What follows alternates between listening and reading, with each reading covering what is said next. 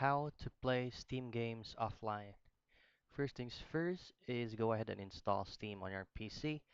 Pull up your preferred web browser. Now for this tutorial, I'm going to be using my Google Chrome and then head to the Steam website. Click on the first result, welcome to Steam. And then from here, all you have to do is install Steam on their official website by clicking this button right here. Now once you install the game, you'll have to create an account and then log in to your account. Now, first things first, to be reminded is not all Steam games support offline mode.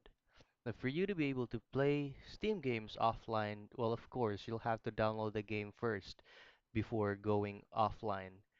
Now, on my case, I don't have any downloaded games on my Steam account yet, but if you already have games on your Steam while you're still online, before going offline, you need to make sure that offline mode is turned on. So that's very easy to do that.